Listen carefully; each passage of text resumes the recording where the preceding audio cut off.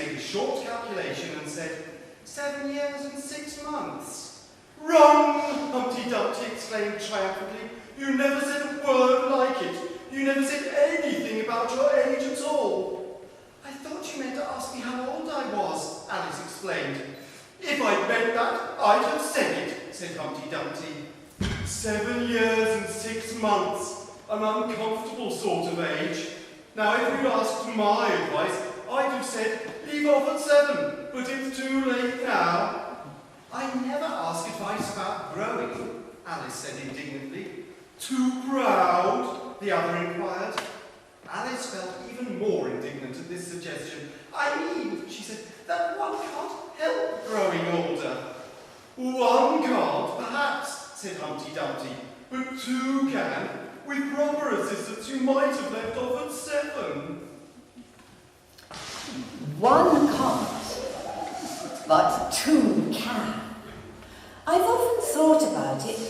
One can't stop growing older when one's 7. Childhood passes, and soon enough you are my age. But can 2 stop it? Yes, they can. 2 did stop it. 2 of us, that strange Mr. Dodgson and I. Thanks to us, you think of Alice like this. Come here, child. Alice?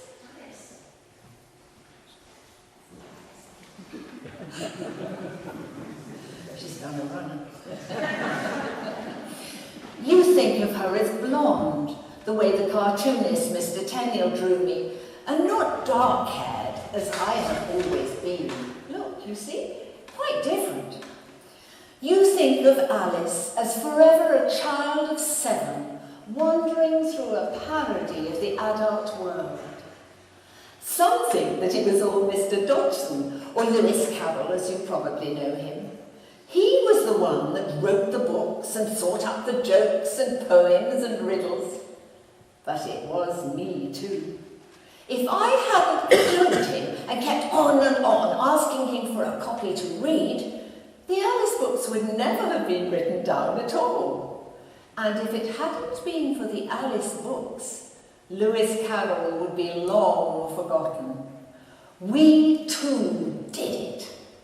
I was the Alice to whom he told the story, and I was the one who made it write it down. Nobody will take the Alice books away from me. Oh yes, Dodgson was the genius behind them, but it was I that was the spark. I got tired of being Alice in Wonderland sometimes. Stupid questions, always the same. Was Dinah a real cat? Did you nearly fall down a rabbit hole? And I remember one horrible child saying, she hasn't got a long neck like the pictures, Mummy. Stupid little thing with a stupid little mother. Oh, showing my temper, I suppose you think. Yes, you would here in Lyndhurst. I know the sort of things people said about me behind my back and after I was gone. Did you work for Alice, the Alice of Alice in Wonderland? What was she like? Oh, she was a disagreeable old woman. Nothing you did would ever please her. She was nothing like the girl in the book. Well, I had standards, and I had spirit, and I was not one to be pushed around, especially by my servants. Dodgson saw that, and put it in the book as well as a few remarks about my temper. I've got something important to say to you. What is it? Keep your temper, said the caterpillar. That bit in the book always annoyed me. We've got back to the books. It always goes back to Mr. Dodgson and his books. And I only knew him for 3 or 4 years as a child. I had a whole life apart from him. I was beautiful and I was clever. Prince Leopold, Queen Victoria's youngest son, was one of my admirers. Ruskin, the famous artist, complimented me on my painting. I kept Lyndhurst as an important centre for people of culture for almost half a century. But now, I'm remembered for the books. Perhaps it's natural. People only really remember genius, and I was touched by the genius of Lewis Carroll for a few years. I was lucky. Or I suppose I was. It's late. There's a long tale to tell, and you've hardly begun it. Well, it's complicated. What do you suggest? Well, my advice would be to start at the beginning, go through to the middle, and when you reach the end, stop. Oh, all right then. Oh well. Oh, how aggravating the characters in those books can be. I was born in 1852. Queen Victoria was on the throne, and the British Empire was the biggest empire the world had ever seen and the most powerful. It was a privilege to be part of it. It was families like mine that made the empire. My father was the sort of man who had made it possible. He was very intelligent and hard-working and a famous man. Funnily enough, a lot of people think that the White Rabbit might have been based on my father, running around the quad at Christ Church College and always seeming to be late for the next appointment. My father made his name by writing the first English-Greek lexicon, Liddell and Scott. Some of you may even have used it. He became Dean of Christ Church College, Oxford, the most important man in the most important college in Oxford University. My father was ambitious, and so was my mother. She wanted to be the leader of Oxford society. He is the Dean, and she's Mrs. Liddell. She plays the first, and he second fiddle. Who said that? Who repeated that scurrilous rhyme that used to annoy Mamma so? Mamma always supported Papa in all his plans to improve the university, just like I supported my husband, Reggie. My mother and I had standards. We wanted to make sure the place we lived was a good Christian place and worthy of the British Empire. She did it in Oxford, I did it in Lyndhurst. People like us have our detractors. We have to live with the petty jealousies of our inferiors. It's getting late. Yes, I'm aware that time is passing. But certain things must be understood when you're talking to people across 100 years. Things were different then. You must understand, everything was different. Let me begin when we were young. We lived in this huge house in Christ Church College. There was Ina, Lorena, my big sister. Then there was I, Alice Pleasance, and then the baby, Tilly we called her, though her real name was Edith. We had a big brother Henry, but mostly we didn't play with him. He liked boys' games. Lots of professors and dons lived in the college, and they were mostly boring old clergymen. But one of them we did like. He was called Dodgson. Mamma wanted him to take photographs of us. Photographs were new things then. He said he must get to know us before he could take a likeness of us. So he used to come round. He had tea with us and played and told us jokes and stories, and seeing him used to be a great treat. Mr. Dodgson! Mr. Dodgson! Come and see what we've been doing! We've been waiting for you for ages! Come and see! Come and see! We've been dressing up! Look at me! Look at me! And I'm a beggar maid! We've made this play. Tell him, Nina. Well, Mr. Dodgson, it's about a princess who lives in the palace with a king. And the queen is too strict and cruel and won't let the princess out of the palace. She's a bit like Mamma, really. No, she's not. Mamma is never strict and is never cruel. Yes, she is. She won't let Dinah and the kittens play on the college lawn, and that's cruelty to cats. No, it isn't. I'm 12 years old and I know. Well, Dinah's my cat, and she is 32 years old in cat years, and she thinks it's cruel. I can tell. Ina, Alice, look at my princess. You're not princess, you're prince, stupid. Girls, Mr. Dodson, whatever is going on? Miss Cricket, the girls and I were just talking about the new play they're writing. Mr. Dodson, you encourage them to roughhouse. Now, girls, if Mr. Dodson is going to stay to tea, you will have to sit down sensibly and behave like civilised human beings. Tell us a story, Mr. Dodson. Yes, Mr. Dodson. A story, a story, a story. No, I'm too tired today for a story. Then can't you sing us a song, like Power? No, one of you sing. How about you, Alice? Or Miss Cricket? I'll sing. Everybody listen. Twinkle, twinkle, little star, how I wonder what you are. Up above the world so high, like a diamond in the sky. Oh.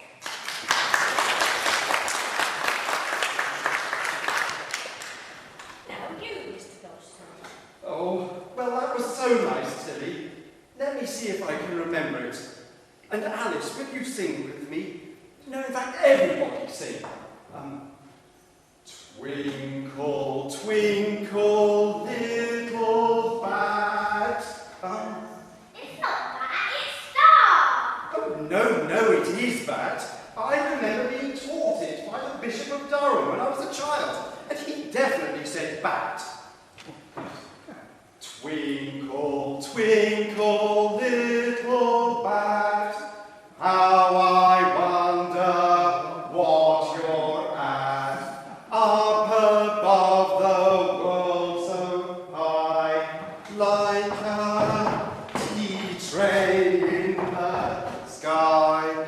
Twinkle, twinkle, little bat, how I wonder what you're at. Don't be silly, Mr. Dodson. That's no twinkle. But they do. The bishop told me so, and he was an expert on Chiroptera. Oh, and that's bats for you girls, from the Greek for hand wings. Can't you sing a real song? Like Mariah Paul did? Bats don't twinkle! And they turn you like tea trays. Oh, but they do if you do the proper actions. And there are special gestures and Anglo-Saxon attitudes you have to do. And then the tea tray looks just like a bat. Or maybe we could do it with a sheet of paper each.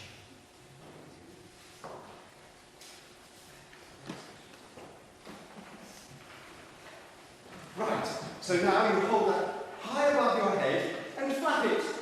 See? It looks just like that. Yes, like that. It's higher, and let's all dance around. Twinkle, twinkle, twinkle. Come on now, faster, faster. Twinkle, twinkle, twinkle, twinkle, faster. Make those bats really twinkle.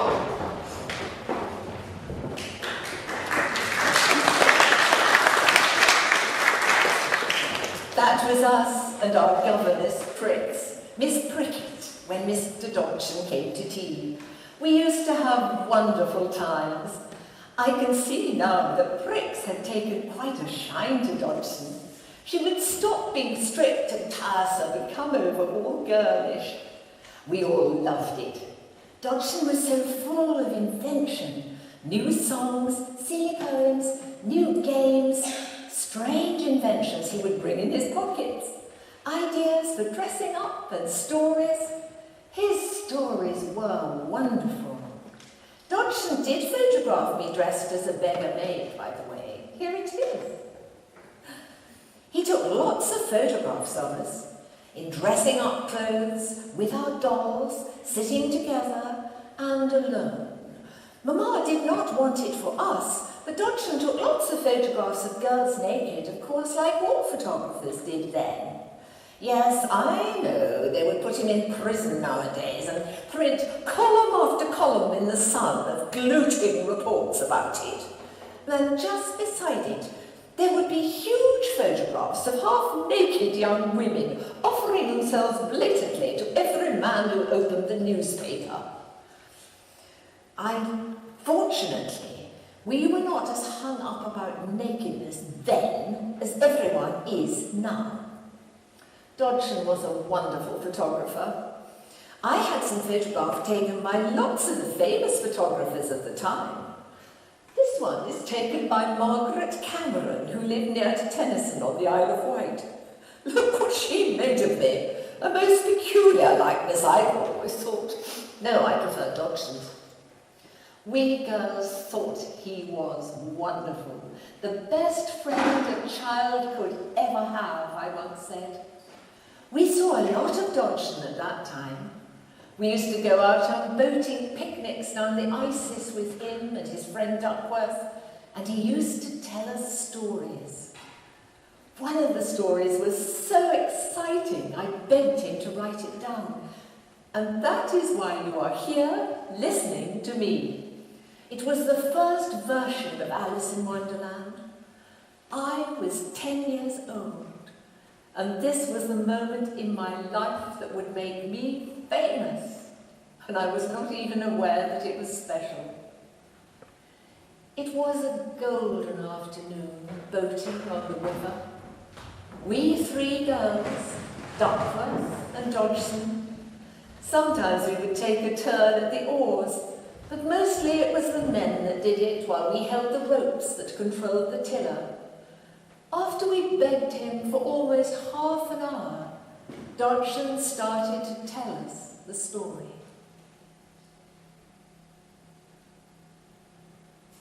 All in the golden afternoon, full leisurely we glide, for both our oars with little skill by little arms applied, while little hands make vain pretence our wanderings to guide. Imperious Ina flashes forth her edict, to begin it in gentler tone, sweet Alice hopes there will be nonsense in it, while Tilly interrupts the tale not more than once a minute. Anon, to sudden silence won, in fancy they pursue the dream child, moving through a land of wonders wild and new, in friendly chat with bird or beast, and half believe it's true. Thus grew the tale of Wonderland.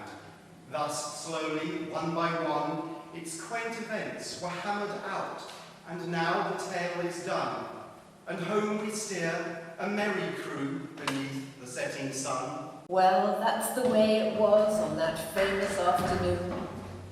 Once Mr. Dodgson had got started, there was no stopping him. We three girls lay back in the boat, staring up at the sky, and listened to the splash of the oars and the swoosh of the boat as it hissed its way over the water, and all the while Mr. Dodgson's voice told the strange tale. When it was finished, I knew I wanted to hear it again. Write it down, Mr. Dodgson. Write it down for us. All us girls said it, and even the Reverend Duckworth. And so we were put to bed that night, tired and excited, and Tilly crying a little bit, and Ina and I lay in our beds, talking for hours as it grew dark over Oxford.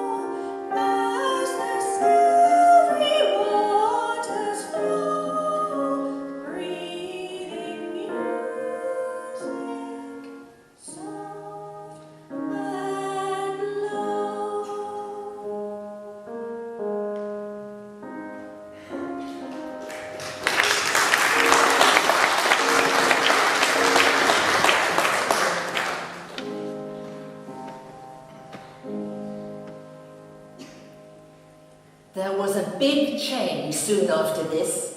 Mamma decided that we were seeing too much of Mr. Dodgson. He was not a suitable friend. I couldn't understand it. I wanted more stories and more fun, but Mamma was adamant. I cried and shouted and sulked, but it made no difference. The friendship had to stop. We hardly talked to him after that, and when we met him in the college or in the street, we as good as cut him. Everybody did what Mamma told them, even Papa.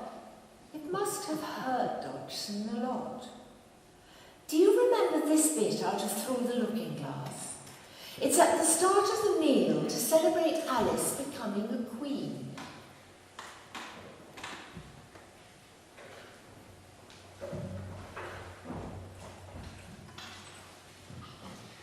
There were 3 chairs at the head of the table.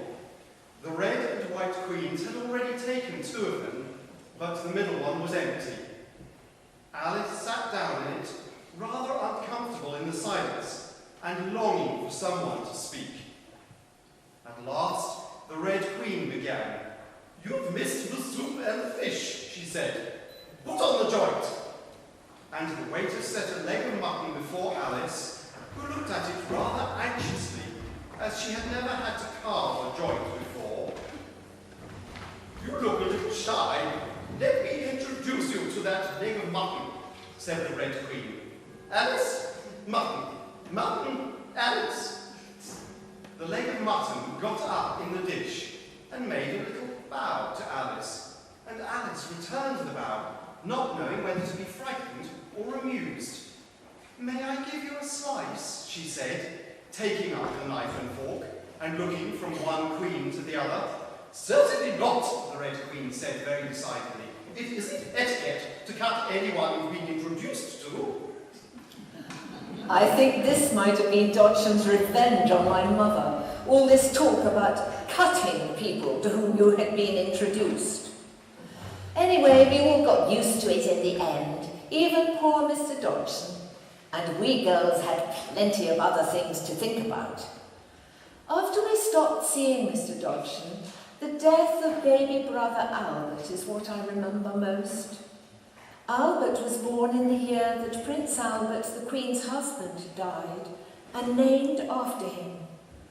I remember Mamma and Papa distraught, and the tiny coffin at the funeral service.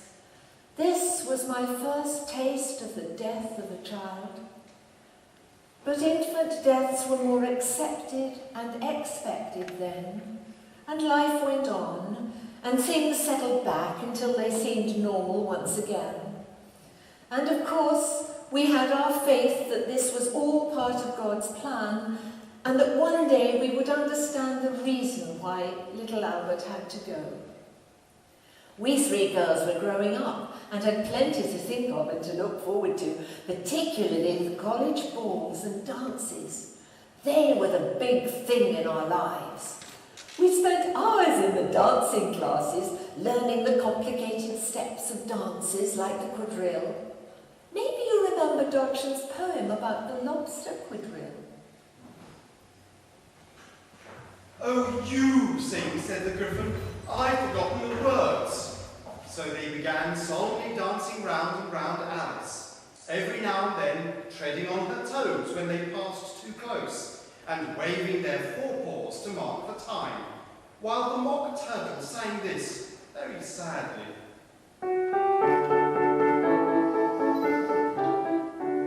"Will you walk a little faster?" said a whiting to a snail. "There's a pause close behind us, and he's treading on my tail. See how eagerly the lobsters and the turtles all advance. They are waiting on the shingle. Will you come and join the dance? Will you, won't you, will you, won't you, will you join the dance? Will you, won't you, will you, won't you, won't you?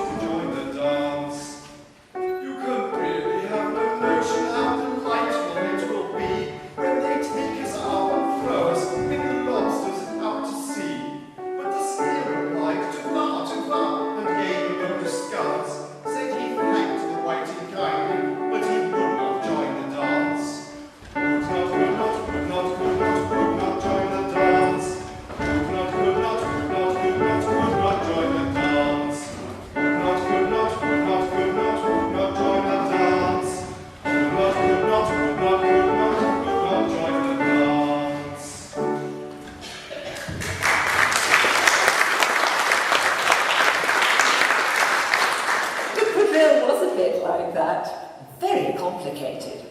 I never danced with a whiting or a snail, but sometimes it seems as it would have been an improvement on some of the undergraduates who danced with us. It was at one of these dances that I first met Reginald Hargreaves, the man who became my husband.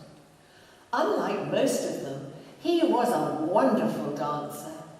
I'd seen him around the college and noticed him. He was so big and strong and a great dancer. When he picked you up, you felt as if he might throw you out to sea. And he wasn't a total duffer at conversation either. The trouble was that he danced with Tilly just as often as he danced with me. I was so jealous. But I'm skipping over a couple of things. First, my art training with Mr. Ruskin. Mr. Ruskin was a famous artist and the first art professor at Oxford. He was a good friend of my father. It was he that really taught me how to appreciate art and how to do watercolours. He became a great favourite of mine. I used to invite him to tea, and he used to tell me I had real talent. Certainly my watercolours were well above the average. Here are some of them. Oh yes, that one was done on our grand tour. Despite Mamma's opposition, Papa insisted that we girls should see something of European culture and some of the great classical sites of Italy. We toured Europe for 3 months, we girls and our chaperones. It was very exciting. We saw everything. The most exciting time was climbing Vesuvius. The guide took a real fancy to Ina and took her so close to the edge that she had to stay in bed for days afterwards, what with a horrible smell of sulphur. Soon after we came back from our tour, Ina became engaged to a Mr. William Skeen, who was connected with one of the other Oxford colleges. She'd been talking about him on our grand tour, so it was no big surprise to Tilly and me. There was a huge wedding on a frosty morning in Christchurch Cathedral. Tilly and I were bridesmaids. There was lots of talk about which one of us would be the next bride. About that time in Oxford, there was a lot of excitement about Prince Leopold. He was Queen Victoria's youngest son, and he came to Christchurch to finish his education and to get away from his mamma, so the gossip said. Well, Tilly and I were the only girls around the college, and he used often to come to tea, supposedly with Mamma and Papa, of course. Mamma got very excited and dreamed that one of us would marry into royalty. Well, I was never very interested because Leopold was not healthy. He had haemophilia like so many of the European princes. It came down the Habsburg line. I always preferred more manly men, though Leopold and I had a lot of fun out rowing on the river. I remember at one point I knocked his face with one of the oars and gave him a black eye. There was lots of jokes between us of what the Queen would say about it, and whether she would have me shut up in the tower or beheaded for injuring her favourite son. Mamma will behave just like the Queen in Mr. Dodgson's book and scream, "Off with your head," he laughed, so I'd better not tell her. Tilly was friends with him too, more than I was, I used to think. But anyway, Leopold ended up marrying a princess from somewhere in Europe. We stayed good friends, and he sent me a lovely wedding gift and agreed to be godfather to my second son, whom we called Leopold in his honour. In turn, he called his daughter Alice. Princess Alice of Athlone she became. In the family, we always called our son Rex. This second name was Reginald, after his father. We made the servants call him Master Leopold, though. It was important that they should realise he had a prince for a godfather. Around this time, Tilly realised that Aubrey Harcourt was the one for her. He lived along the river at Newnham, where we had often rowed with Mr. Dodgson. Anyway, Aubrey and Tilly courted each other for a year, and then there was great rejoicing at the announcement of their engagement.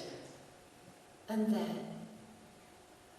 then I hate to remember it. Just 4 days later, Tilly felt a sudden stomach pain and took to her bed. It was a blockage in her intestine, and the doctors could do nothing for her. 4 days after the announcement of her engagement, she was dead. Everyone was devastated. Mamma and Papa and Aubrey, of course, and me. Poor little Tilly, the companion of my childhood, was gone. My life closed down. I went through the forms and attended the funeral and went through the mourning period wearing black, of course. But the next few years were like a living death. It needed something, some huge event or somebody to take me out of it. And then somebody did it. It was Reginald Hargreaves, Reggie, my darling husband. In the spring of 1880, as the leaves and flowers were coming out all over Oxford, the darkness seemed to fade. I was alive again, and there was Reggie. In July, he asked my father's permission to take my hand in marriage. Then he proposed to me. My heart leapt as I said yes. Suddenly everything changed, and all our thoughts were about the future. Perhaps I should mention Aubrey. He never seemed to recover at all from Tilly's death. He did not get married and lived almost as a hermit for the rest of his life.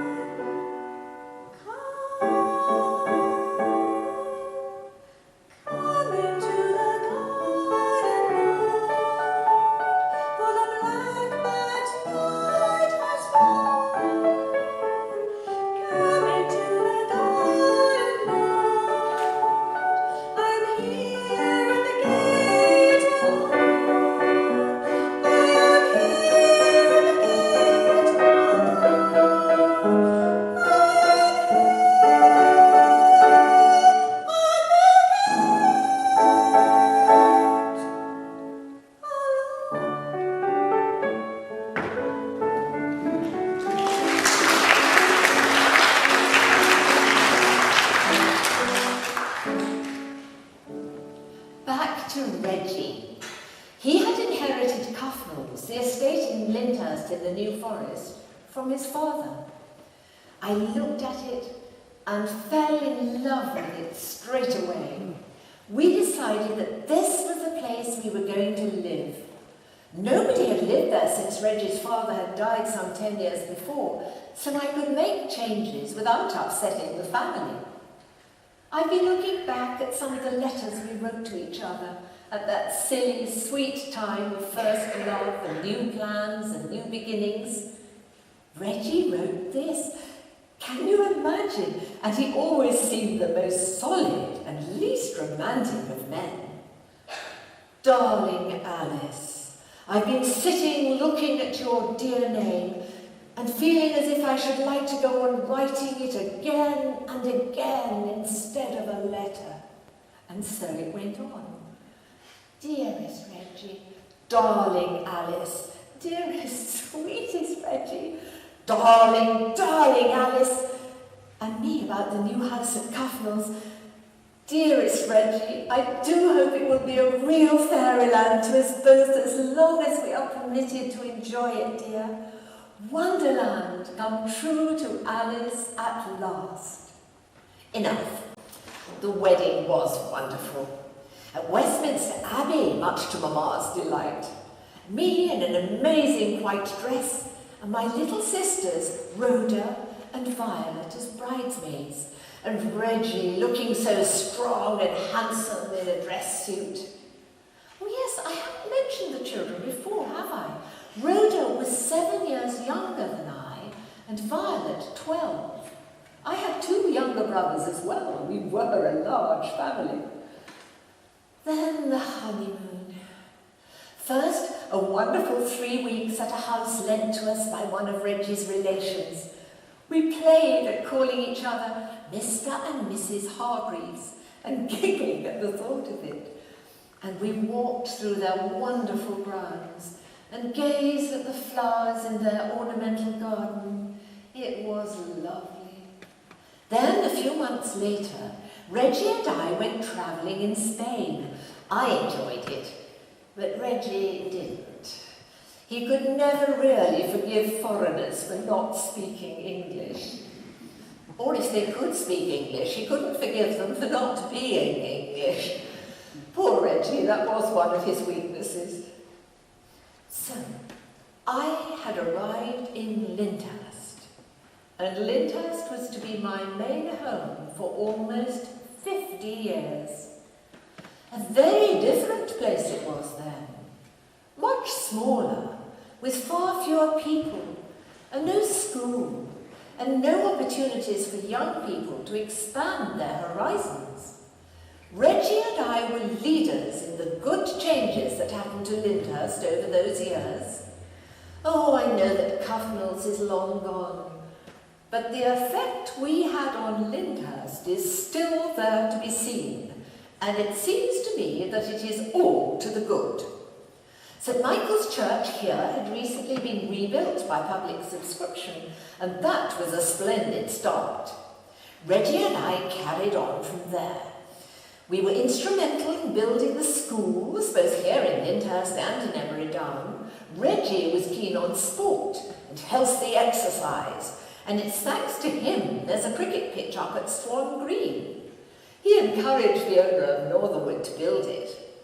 We had our own at Cuffnell's, of course.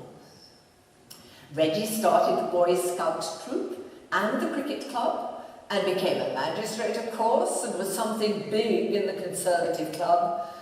And there were always constant appeals for worthy causes. Mrs. Hargreaves would be so grateful if you and your husband could assist in the building of a staff house for the school at Lyndhurst. And just as needy of the children at Emery Down. And a very worthy cause is the mission to the Zulus.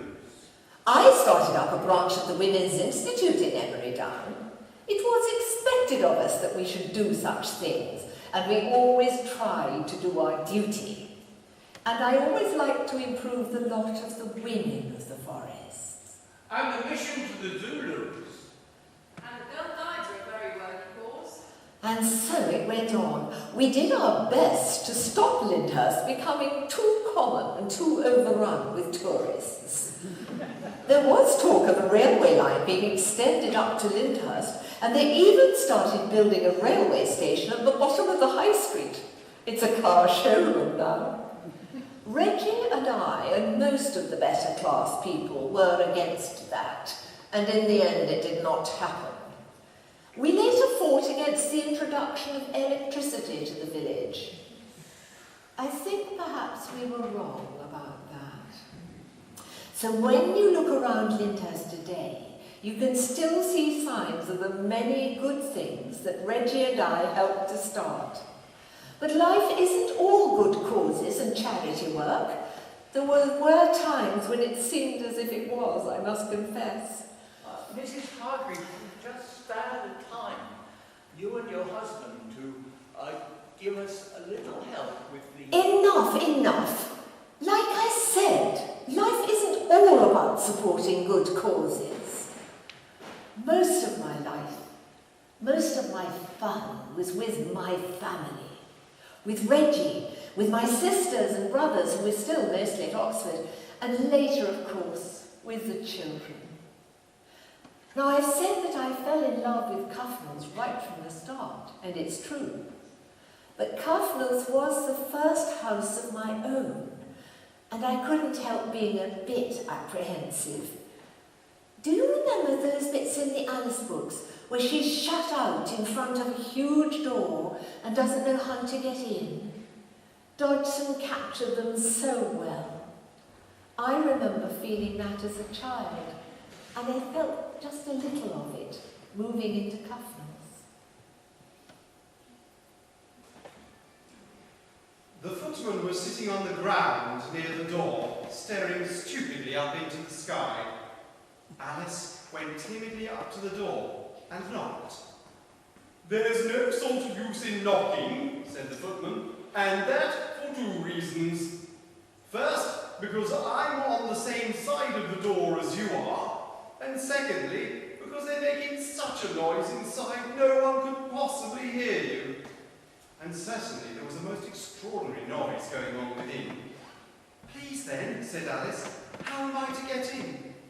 "There might be some sense in your knocking," the footman went on without attending to her, "if we had the door between us.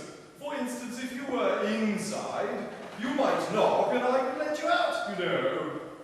He was looking up into the sky all the time he was speaking, and this Alice thought was decidedly uncivil.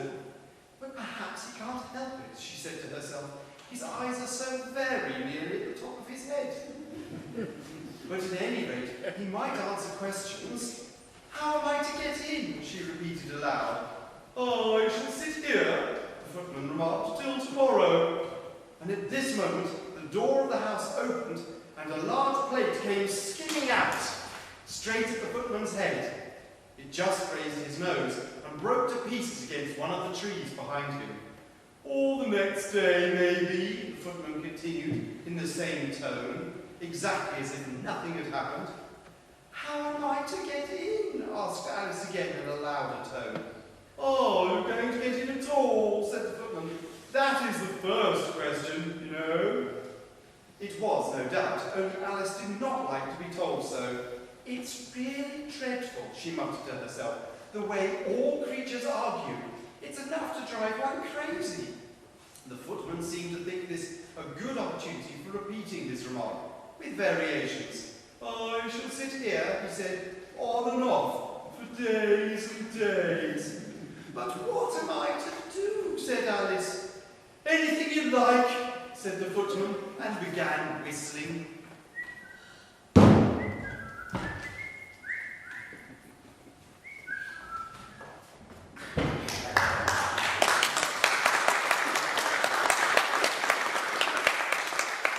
Well, going into Cuffnells for the first time did bring a few butterflies to my stomach, but my fears proved groundless.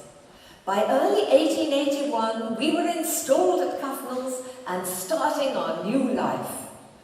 Meanwhile, the world had moved on, of course. Gladstone was Prime Minister, and there was much talk of Irish problems and reform in education. But Reggie and I were more interested in starting our new life in Lyndhurst. I really loved Cuffnells. It was in a beautiful spot and had some amazing rooms in it. The main bedroom had been slept in by George III lots of times, and it had gold-plated taps in the hand basin. And there was a room decorated with huge Italian murals when the painters had been specially brought over from Italy. Oh, and those were such happy times. The forest was at its most beautiful during the first few months, and the excitement of decorating Cuffles to our taste was intoxicating. We were busy, but we had so much fun. I remember Reggie waltzing me round underneath the Italian murals to imaginary music, and we had such times playing at being royalty in the bedroom, where kings had slept, and turning on and off our gold-plated taps. You probably find it hard to imagine what it's like to run a big house with a dozen or more servants. Well, believe me, it is hard work, and it's an art. Fortunately, I had Mamma's example to follow. She'd been wonderful at running our household at the college in Oxford. And of course I was 28 when I got married, and not some slip of a girl who was intimidated by the housekeeper and a cook. When we first moved into Cuffles, there was lots of planning to do as well. Schemes for the sort of people we would invite down for the weekends. I wanted the sort of artists and writers we had mixed with at Oxford, but I had to think of Reggie now as well. He used to like shooting weekends, and weekends for cricket and billiards. He was good at billiards, and after a meeting with the men would always come out a sovereign or two to the good. He was good at cricket too. In fact, he used to play for Hampshire quite regularly. Those early times were busy. We had to meet all the neighbours from the nearby big houses. Northerwood was less than a mile away, and Coxlease just the other side of the village. We had hardly settled into the place, or so it seemed to me, than I was in what was called a delicate condition. It was a great joy when my first boy was born. We called him Alan. 2 years later, we had our second son. We christened him Leopold Reginald, Leopold after the prince, and Reginald after Reggie, his father. Everything changed with the birth of the boys. My life was centred around them for a few years. Of course, I had a nursery maid to help me with some of the work, but there was little time for visiting and going to house parties with Reggie. Reggie loved the boys and couldn't wait until the time when he could play cricket with them and teach them how to shoot and ride. He used to take them off on his shoulders and show them round the park. We had a cricket field built at Cuffles, I think so that the boys would have somewhere to play when they grew older. The first two boys were really close together, but it was 4 years before the birth of our youngest son, Carol. People used to ask if we named him after Lewis Carroll, Dodgson's pen name. We didn't. We spelt it C-A-R-Y-L. It was a name Reggie and I found in a novel and we liked it. So that was 3 boys we had in the first 7 years at Cuffles. Wonderful, strong boys, just like Reggie. I used to sit at the window and watch them romping about on the lawn or going down to the boating lake and think how lucky I was. But boys must grow into men, and it didn't seem long before they were all packed off to boarding school where they could learn to be men like Reggie, the sort of brave, manly men that built the British Empire. They came back for the holidays, of course, and those were joyous times of parties and tennis and riding and meeting up with the young neighbours from the big houses. It was so sad when they went to go back to school. I always used to weep when they were leaving, though I hid my tears, of course. I expect they did the same.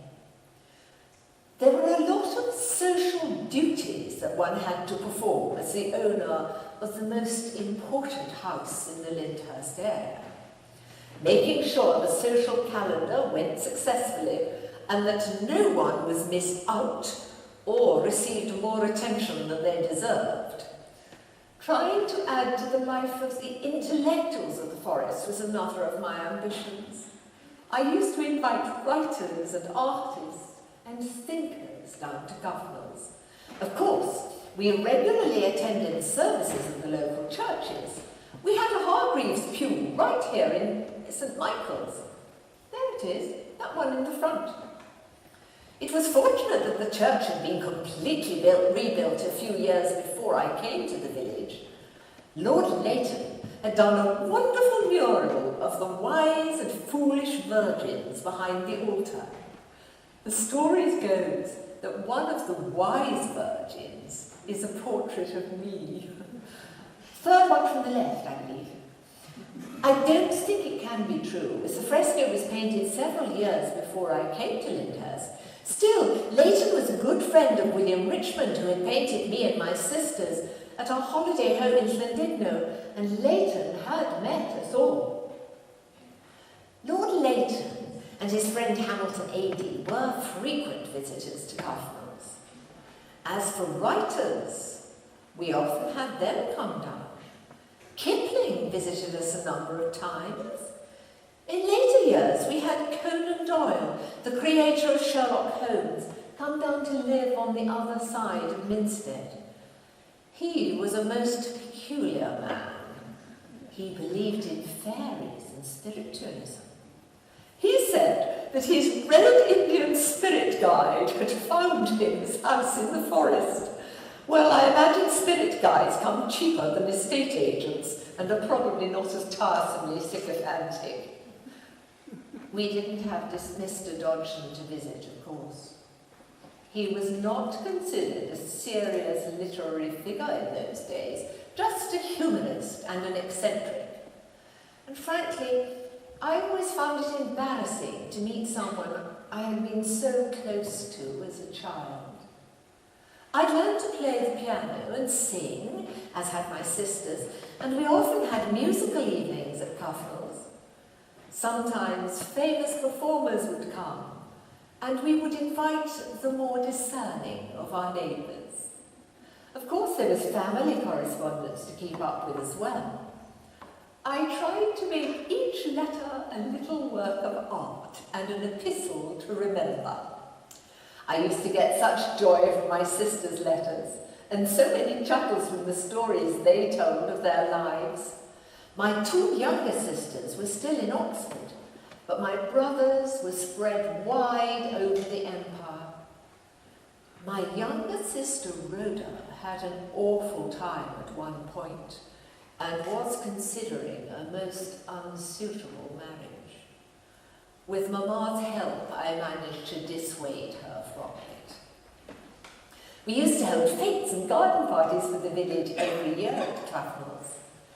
I remember for one of the fetes, Reggie collected some of the trophies that General Gordon had brought back from the Opium Wars in China, and we had those on display. We got huge crowds in the park, and they even laid on special coaches from the railway station at Lyndhurst Road. Ashurst Station, they call it now.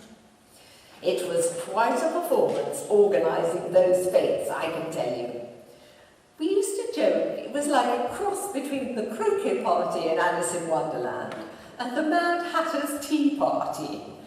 I remember the Mad Hatter's Tea Party well. We played at it when we were girls, and I did again with my boys when I taught them to read from the Alice books. Here it is, typical of Dodgson, with its silly riddles and crazy logic.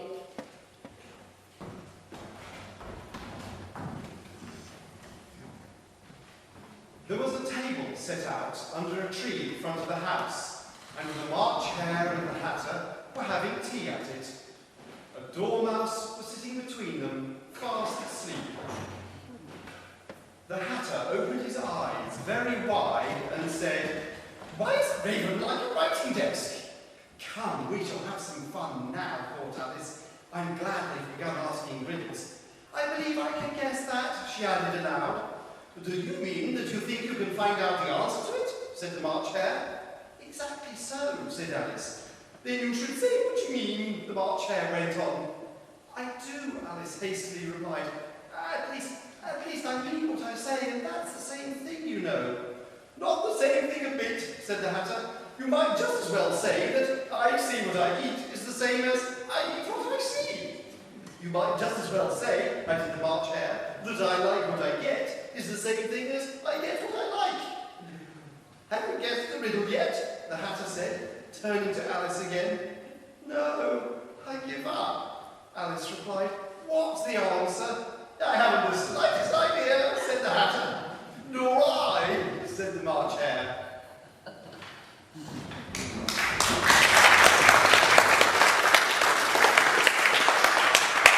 Village fates seemed about as chaotic as that, but on the whole, more fun. There was a whole timetable for feeding. First the servants, then the villagers, then there was strawberries and cream for the village bigwigs, like the vicar and the JPs. Last, there was a proper afternoon tea for the family and our personal guests at Cufnell's. I rarely got time to eat at all.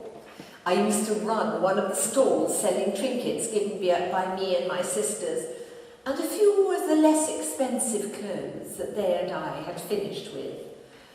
Very often, they would be with me because they would come down to Cufnell's to share the fun.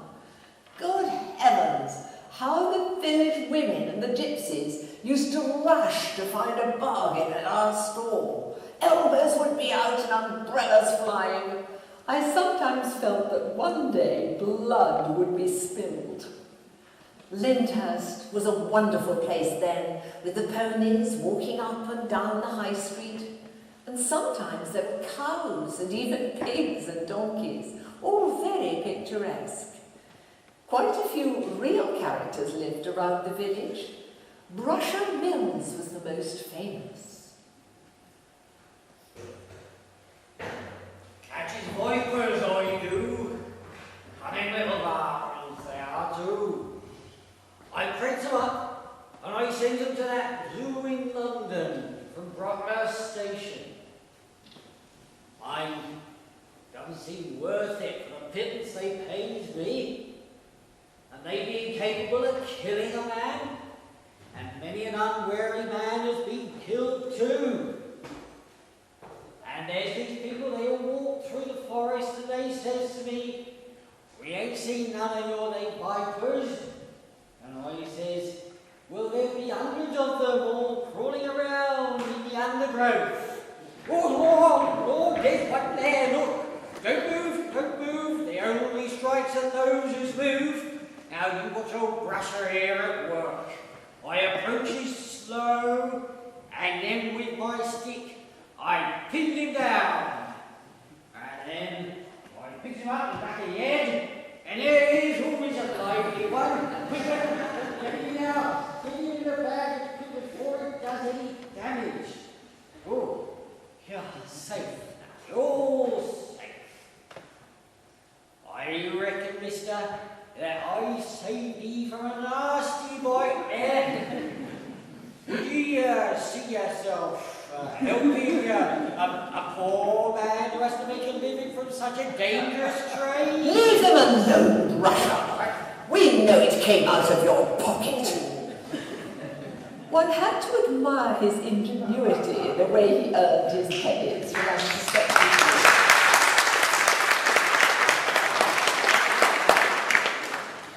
I only wish the man had washed a little more often.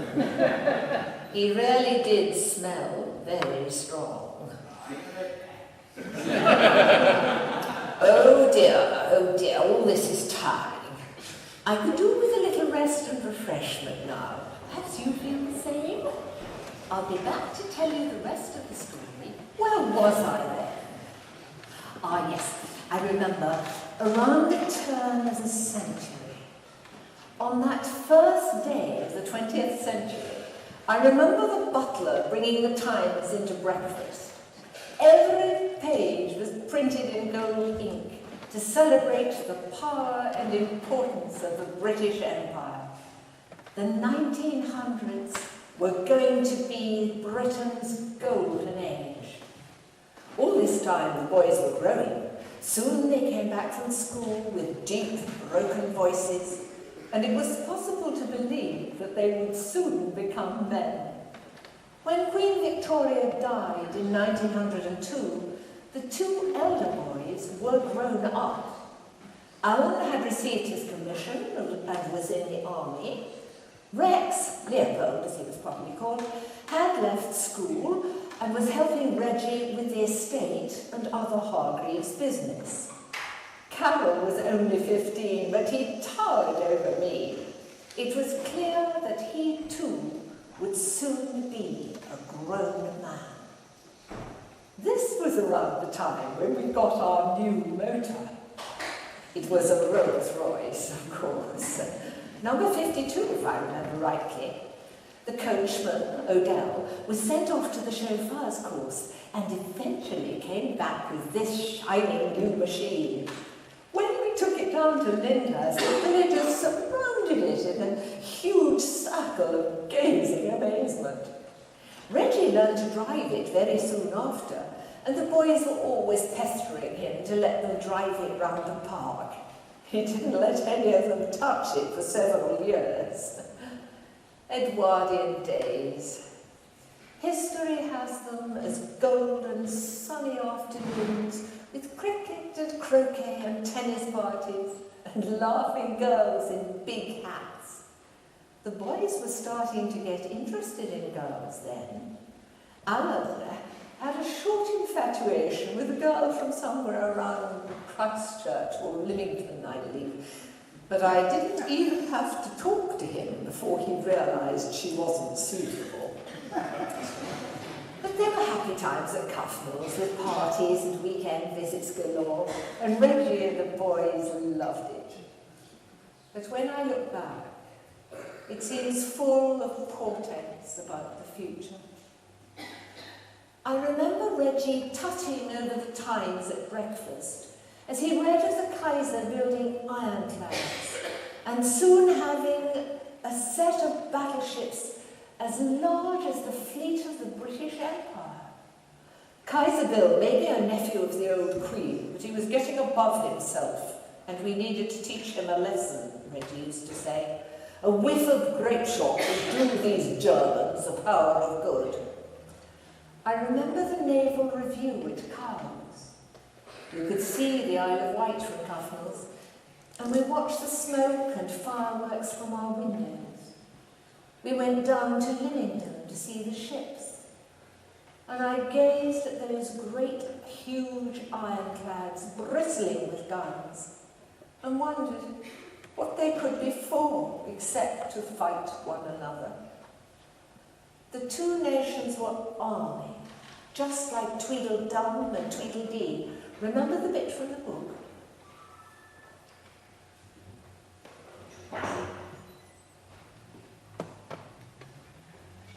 Alice was just going to say good night and leave them when Tweedledum sprang out from under the umbrella and seized her by the wrist. "Do you see that?" he said in a voice choking with passion, and his eyes grew large and yellow all in a moment as he pointed with a trembling finger at a small white thing lying under a tree.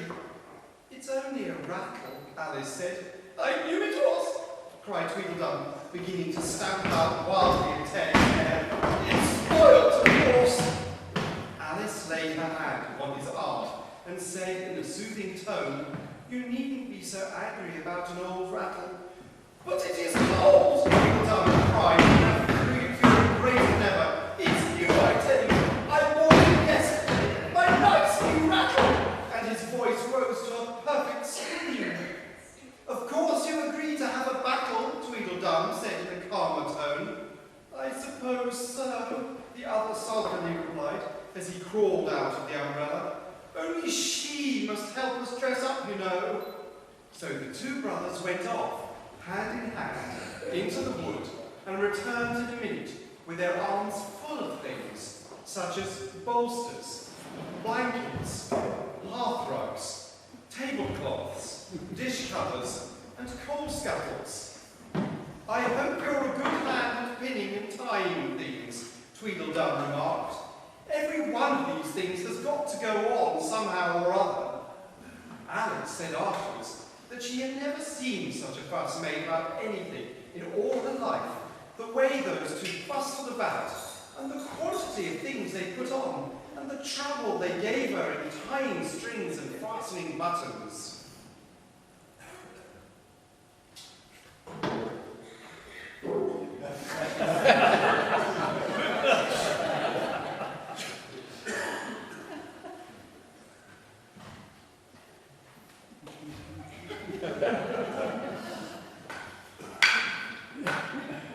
Of course, in the story, Tweedledum and Tweedledee were scared off by the shadow of a monstrous crow. But the shadow of war excites people as much as it frightens them. And in that terrible year of 1914, the fight began. Alan and Rex were in the army already, and Carol hurried to join them. Reggie wished that he was young enough to join up too. But as he was already over 60, I was spared the horror of having my husband at war. Oh, I remember those early days of the war, with flags waving and singing and placards everywhere, and services in the church where we all prayed that we might serve the good and have an early victory. We dreamt that our boys would soon return as heroic victors. You remember the Jabberwocky poem? We mothers saw our sons setting off to war and imagined them returning triumphant, having defeated the evil aggressor. He took his vorpal sword in hand, and then 1, 2, 1, 2, and through the vorpal blade went stick and snack. He left it dead, and with its head he went galumphing back. And hast thou slain the Jabberwock? Come to my arms, my beamish boy. Oh, frabjous day, callay, she chortled in her joy. It wasn't like that. Slowly one learned of more and more friends and neighbours whose sons would never come back at all. Then there was the first death of a soldier from Lyndhurst, and all of us began to shudder at the thought of a telegraph boy coming up the road on his bicycle. The telegraph boy came up the East Drive to Cuffnells in 1916. Thank God, Alan was only wounded. He recovered quickly enough, and after 14 days' leave with us in Cuffnells, set off again to France, quite happy and determined to do his duty. The next telegram was different. I remember Reggie standing, white-faced with the paper crumpled in his hands. Alan, our eldest, had been killed somewhere in the Western Front. And then it seemed only a few weeks later, but it was really more than a year. This time, our second son, Rex, had been killed in the service of his king and country. My two eldest boys gone. Dear God, how I hate war. My two boys, my two lovely boys. We prayed and lived with our hearts in our mouths, and thank God Carol survived the next 2 years and came back to us after the war was ended.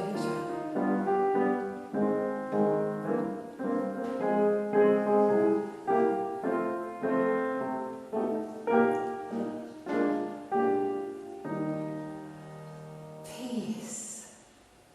How glorious it seemed at first. But nothing was the same. Poor Reggie never really recovered from the two deaths. Between them, they killed him too, and he was nothing but a walking shadow after the war. Carol, God bless him, did all he could to break Reggie out of his silence and despair, but he never really succeeded.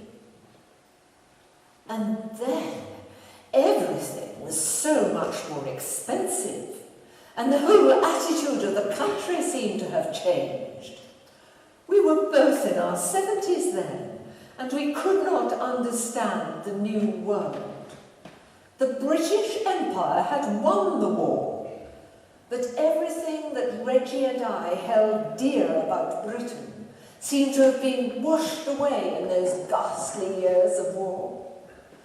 And the new people that came down to the forest, money mostly made in the war profiteers, Reggie used to call them. They hired away all the best servants and could afford to pay them outrageous wages. Servants. Oh yes, I expect some of you people from Lyndhurst have heard the story about the Gaylor girl. Well, she was rather a silly little thing and never very satisfactory as far as I was concerned. Everyone knows, of course, that windows and shutters must be opened before a fireplace is cleaned out. Otherwise, the dust that is raised is bound to stay in the room and cover any precious objects. Well, cleaning the fire was the Gaylor girl's job. But she hated opening the windows, particularly when it was cold. She used to say that opening the shutters hurt her chilblains. One morning, thinking that I was well asleep, she cleaned out the fire with the windows and shutters closed. I almost felt sorry for the girl when I opened the door and walked in on her. She jumped a mile and went bright scarlet. The next 10 minutes were full of, oh, my lady this, and oh, my lady that, and oh, these terrible chilblains, I can hardly even bear to pick up the hearth brush. Well, I'm not even sure that she had chilblains at all. And if she did, it was probably because she didn't have the sense to sleep in gloves in the servants' bedrooms. Anyway, the upshot of it was, I sent down to the chemist for some chilblain ointment, and naturally enough took the price of the ointment out of her wages for the next few weeks. I'm sure the silly girl learned a good lesson from that and always respected me for it. Excuse me. Well, as I was saying, Excuse me. That silly girl you were talking about was a very sensible woman. She used to babysit for me, and she used to talk about you. I can tell you a lot of her stories. And did she respect me for the lesson? No. She thought you were a horrible mistress and lived in a horrible house, and she couldn't hear a good word about you. And what happened to her after she left my service? She went to the Comptons, to the rectory at Minstead. I've heard that the gardener there used to leave a ladder by the servants' quarters so the maids could go to the village dances. Yes, Mary told me about that. She was really happy at Minstead. They were so kind to her. And after that, she went on to Lord Montague at Ewing, and she was nursemaid there until she got married and had children of her own. And they still live in the village and are very much liked and respected. Well, So there.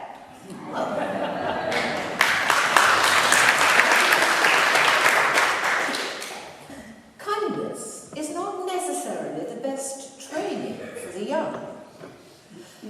Anyway, I'm sorry if I upset your friend. I merely meant to teach her a salutary lesson. Anyway, it all happened at the very worst time for me, soon after Reggie's death. And things were different in those days, you have to understand. One thing that history should teach us is that things were different, and that they will be different again. Oh, yes, and those living memories people have after you are gone are always of you in your crotchety old age, not when you were young and sprightly. When you die, everyone who remembers you thinks you were always old. Listen, I'm sorry about Gaynor. Sometimes good intentions are not enough. Where was I? Reggie's death. Reggie died in 1926. That was the beginning of the worst time. Only Carol and I left, and we were really feeling the strain of keeping Cuffnells up to the standards we were used to. And there was that horrible business about the general strike. For a few days, we felt that Britain might go the same way as Russia. Fortunately, that did not happen. There were death duties for Reggie, of course, and they were crippling. Strangely enough, death duties were introduced by that Harcourt who lived over in Minstead when he was part of Mr. Gladstone's government. He was uncle to Aubrey Harcourt, who was engaged to my sister Tilly those many years ago. He ended up with a Newnham estate on the river near Oxford that should have gone to Tilly and Audrey. Well, I suppose he must have paid death duties on it, and I hope they were crippling. Cuffnells actually belonged to Carol now, but he let me stay there for as long as I wished. But it was getting harder and harder and more expensive to run. Carol and I were going to have to sell some of our assets. There was no market for any of the Hargreaves' land, and we didn't want to give it away for a silly price. I can't remember who thought of it first, but one day, when Carol and I were talking, our eyes fell on the manuscript that Dodgson had given me 60 years before.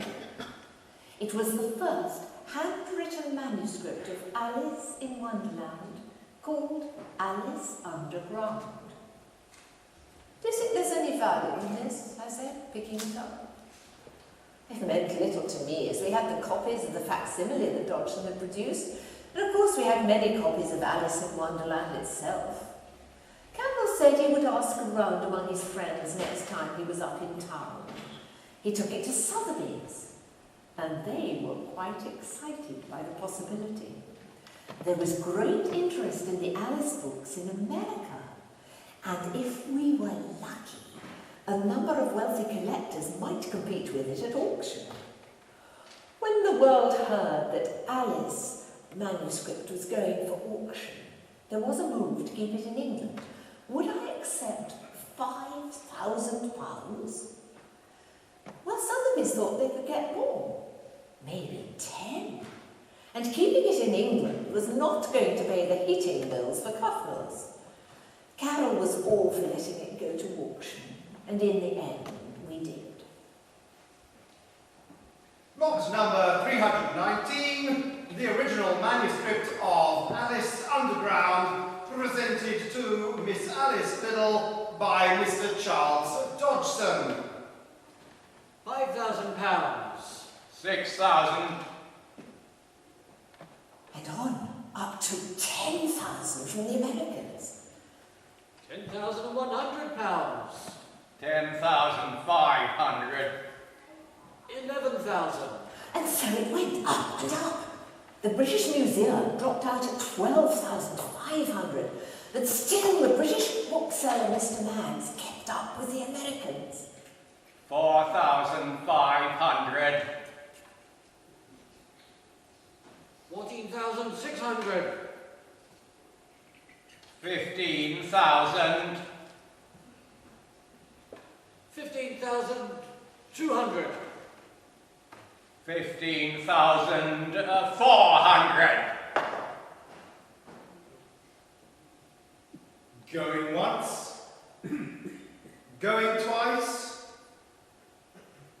It is yours, Mr. Rosenbach. It was a record price. Cuffnells was saved for a good many years. Carol could look forward to a prosperous future. And in the eyes of the world, I was once again Alice in Wonderland. The 10-year-old child had come back to save me when I was almost at the point of despair. After having been Mrs. Hargreaves of Cuffnells for almost 50 years, I was suddenly Alice again, Alice in Wonderland, the real Alice. I was in the newspapers and I was famous. I liked it.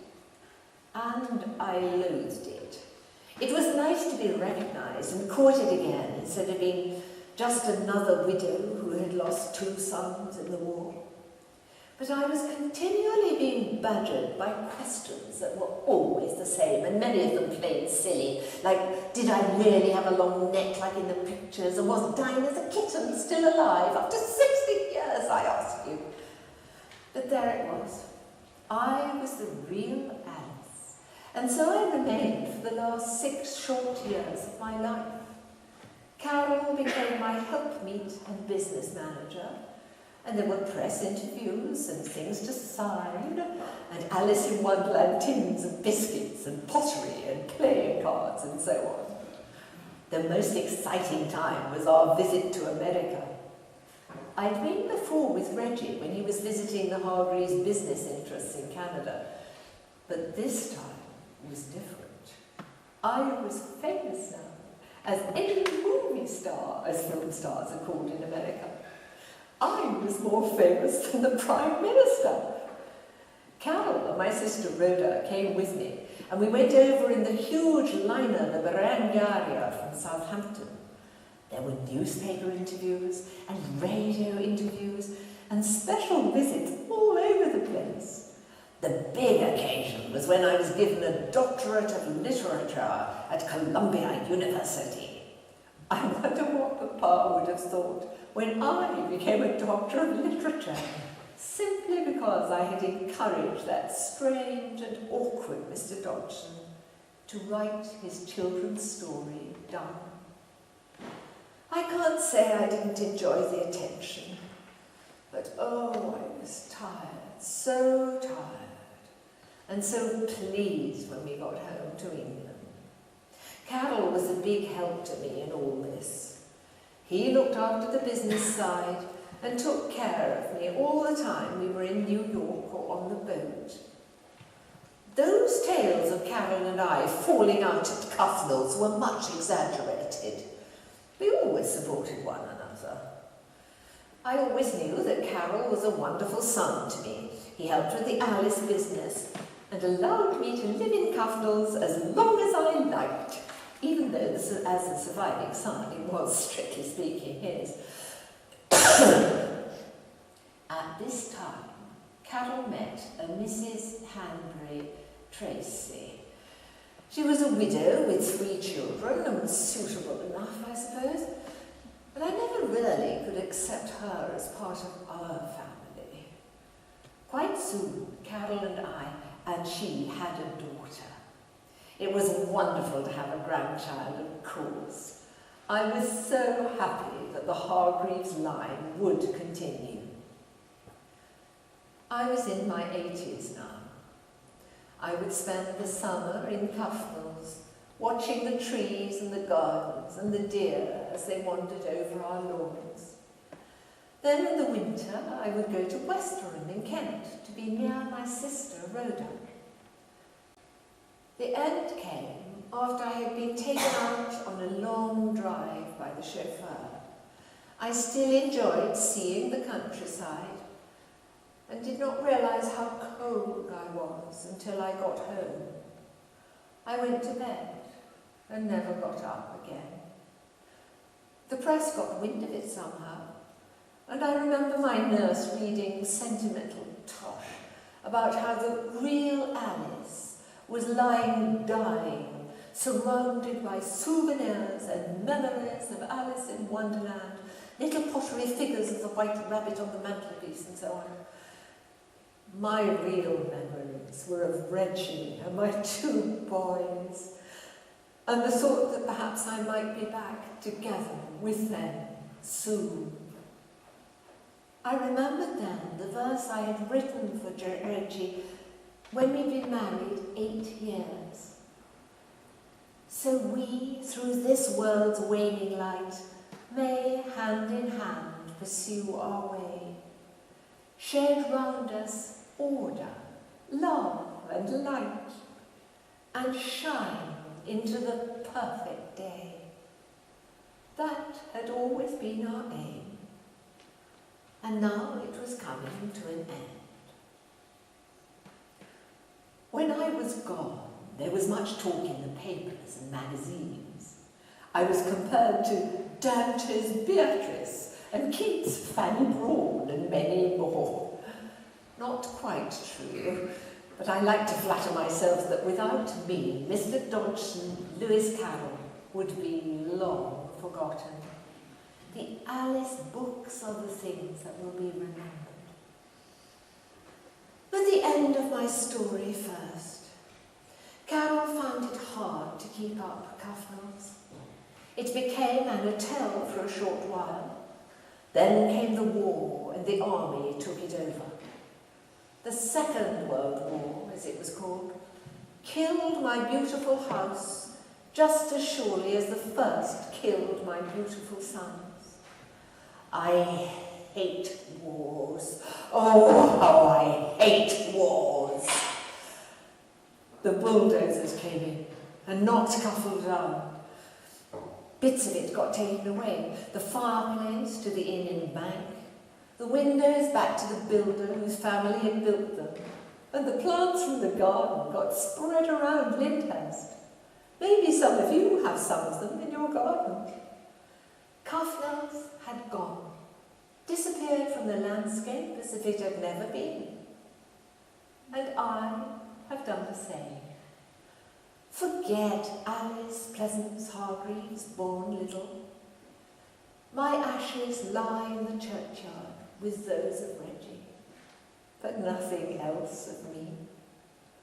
Best to remember Alice of Alice in Wonderland, the young girl, frozen in time as a 7-year-old by that strange and brilliant man, Mr. Dodgson. Remember the White Knight and the man sitting on a gate? Both of them are supposed to be portraits of Charles Dodgson. It's a bit sentimental, of course, that was one of his faults, but brilliant and memorable and full of astonishing invention like the man himself.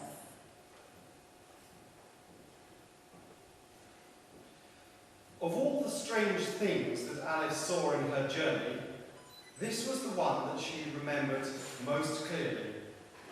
The mild blue eyes and kindly smile of the knight.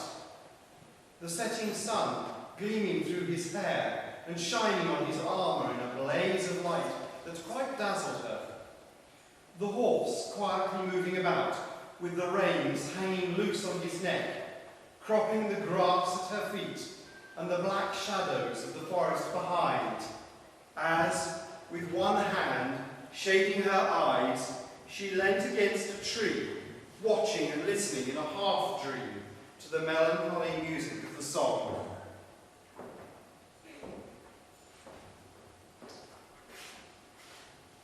I'll tell thee everything I can.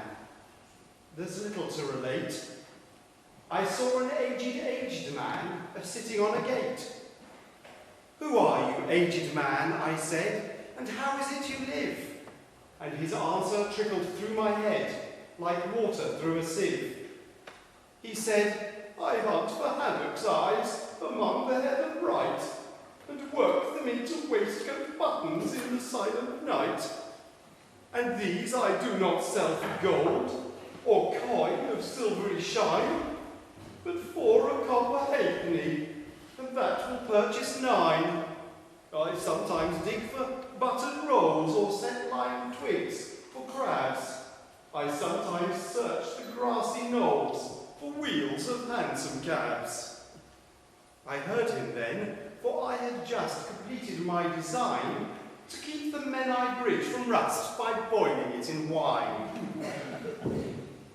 And now, if e'er by chance I put my finger into glue, or madly squeeze a right-hand foot into a left-hand shoe, or if I drop upon my toe a very heavy weight, I weep, for it reminds me so of that old man I used to know, whose look was mild, whose speech was slow, whose hair was whiter than the snow, whose face was very like a crow, with eyes like cinders, all aglow, who seemed distracted with his woe, who rocked his body to and fro, and muttered mumblingly and low, and as if his mouth were full of dough, who snorted like a buffalo that summer evening, long ago, a-sitting on a gate.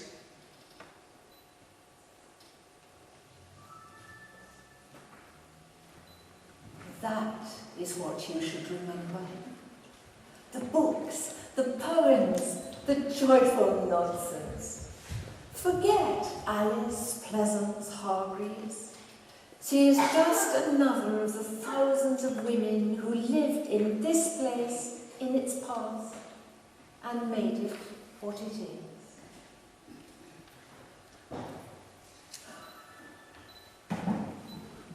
It's late. It's late. It's time to go. Yes, I'm coming.